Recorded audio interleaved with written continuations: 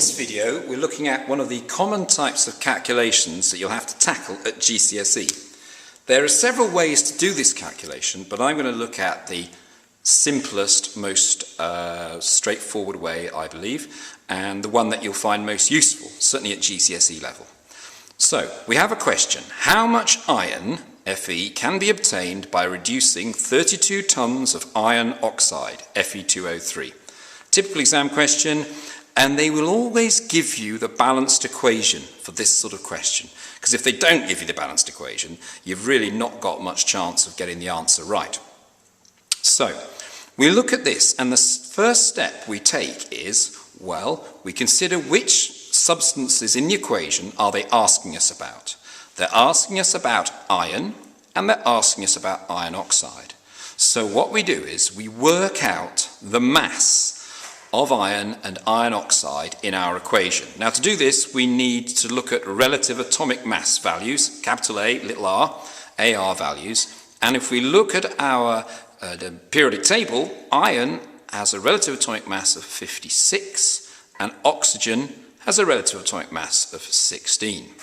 So, what does Fe2O3 weigh? Well, the relative formula mass then of Fe2O3, it's got 2 irons, 2 lots of 56s, it's got 3 oxygens, 3 lots of 16. 2 times 56 plus 3 times 16, and that equals 160. So we're starting off with a chemical that weighs 160. Now, the question only asks about iron and iron oxide. It doesn't ask about carbon monoxide or carbon dioxide, the other chemicals in this reaction, so we're going to ignore them. Now, how much does our iron weigh? Well, iron weighs 56, so 2 of them weighs 112. So what does this tell us? Well, it tells us that when we take iron oxide, then something weighing 160 makes 2 lots of Fe, and 2 lots of Fe weigh 112. This means something really important. It means if we take any units, whatever, of iron oxide, then, for example, 160 grams of iron oxide would make 112 grams of iron. 160 ounces would make 112 ounces, if you want to be old-fashioned.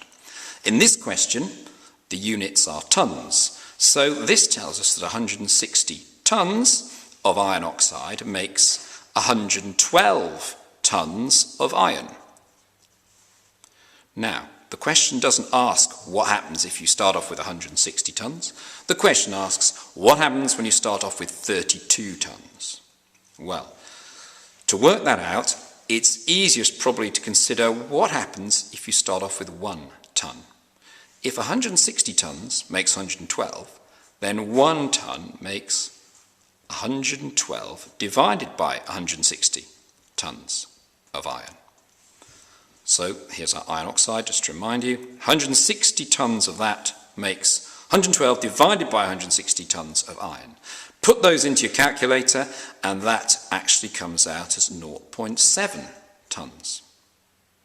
So, what can we do now? Well, the question doesn't ask us about 1 ton. The question asks, what happens if we reduce 32 tons of iron oxide?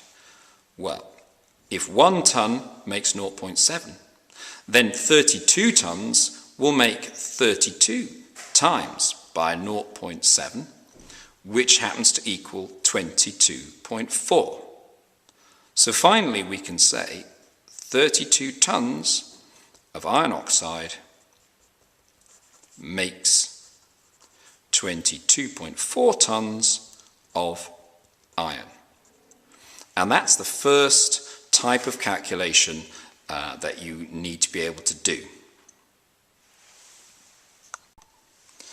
Now we're looking at a very similar calculation to the previous one, where instead of being told you start off with a certain amount of iron oxide and how much iron do you make, this time you're asked, well, if I want a certain amount of iron, how much iron oxide should I start with? And this is a sensible question. All around the world, in chemical production plants, they'll be wondering, well, how much raw material do I need to make the substance I want? And we follow the same principle as before. We work out the relative formula mass of that, 160. We work out 2 irons, iron was 56, so 2 of them weigh 112. And we're going to apply the same principle as before. The units in the question are tons, so we can say, yes, 160 tons of Fe2O3 iron oxide make 112 tons of iron. But this time, we're asked, well, we don't want 112 tons of iron, we're said we want 21 tons of iron. So the first step this time is to say, well, how much iron oxide do I need to make 1 ton of iron? And the answer is, well, if 160 makes 112, then 160 divided by 112 tons of iron oxide makes 1 ton of iron. Sometimes people wonder which way round is it? Is it 160 divided by 112, or is it 112 divided by 160? Well, the easy way to get that right in your head is to think, well, that mass is bigger than that mass. So this mass must be bigger than that. It must be bigger than 1. And sure enough, 160 over 12 has got to be bigger than 1. And you put that into your calculator, and it works out at roughly 1.429 tons of Fe2O3. But the question doesn't say, well, how much of that makes 1 ton? The question says how much to make 21 tons. So to make 21 tons of iron, I will need 1.429 times 21 tons of Fe2O3. And we put that into our calculator, and it comes out nicely as 30 tons of Fe2O3. And that was what the answer to the question. How much iron oxide is needed to produce 21 tons? 30 tons of Fe2O3 is needed to make 21 tons of iron. So that's 2 examples of reacting mass calculations. You're always told how much you start off with, so work out how much you make, or this is how much you want to make, how much did you start off with? One or the other. And they can extend these questions. They could ask how much carbon dioxide is produced in the process. But you follow exactly the same principle. You'd have to work out the mass of 3CO2 in your equation there, and just follow the same idea of working as we've done so far.